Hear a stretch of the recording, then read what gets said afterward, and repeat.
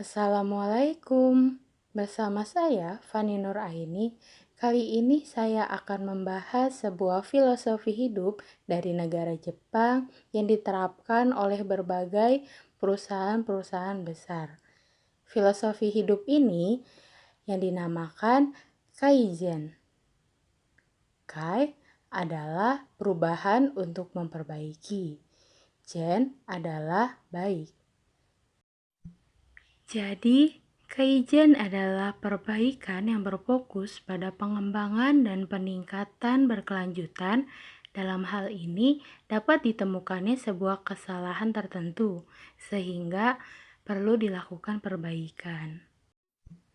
Filosofi Kaizen diterapkan dalam sebuah organisasi sebagai sebuah prinsip yang terus berkembang, yang sering disebut continuous improvement, yang dilakukan di seluruh lapisan dalam organisasi, yakni top management, manager, supervisor, dan staff. Konsep Kaizen yang berfokus pada keseluruhan proses dalam perusahaan.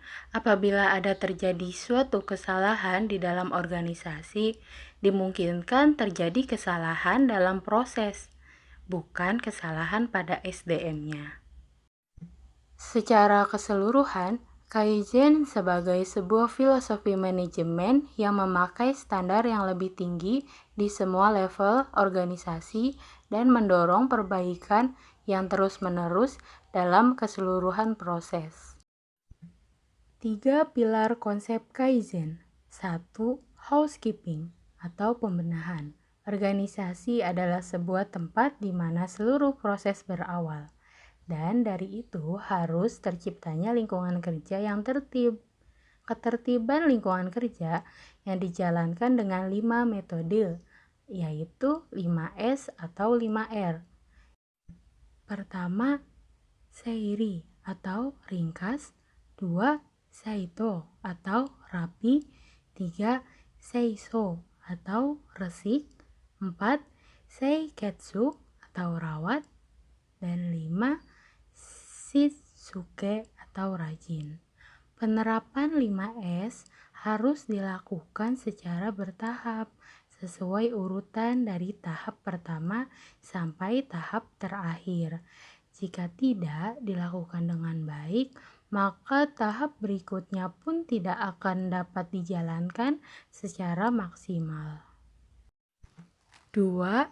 Eliminasi waste adalah pengurangan pemborosan dengan melalui perbaikan dalam sebuah proses.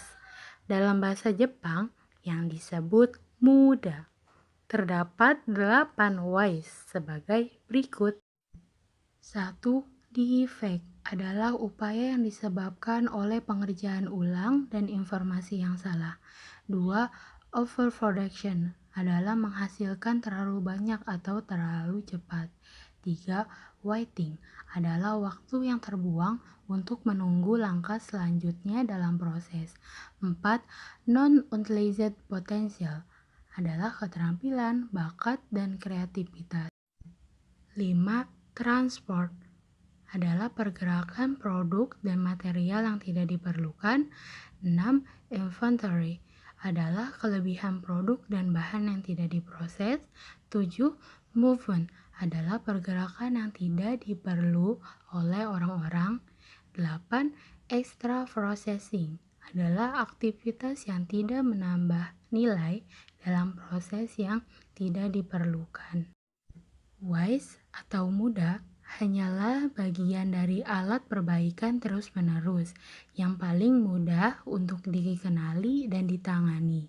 Dalam menghilangkan pemborosan adalah cara untuk mengurangi biaya dalam perusahaan dan dapat meningkatkan keuntungan serta produktivitas yang merupakan salah satu tujuan lean manufacturing. 3. Standarisasi dalam penerapan proses, yaitu metode PDCA, Plan, Do, Check, and Action adalah siklus yang harus dilakukan berulang-ulang. Penerapan proses dengan cara sistematis, terukur, dan lebih mudah dalam memonitoring. Model manajemen ini dapat membantu perusahaan agar keluar dari stagnasi serta dapat mewujudkan sistem yang selalu berkembang agar menjadi lebih baik. Manfaat penerapan Kaizen dalam perusahaan. 1. Mampu menghindari pemborosan. 2. Mampu berubah dan beradaptasi secara cepat. 3. Menghasilkan produk sesuai waktu. 4. Menyelesaikan produk lebih cepat. 5. Memperbaiki aliran produksi. 6. Meningkatkan kualitas produk. 7. Pengembangan karyawan yang responsif. 8. Membantu menghadapi ketidakpastian.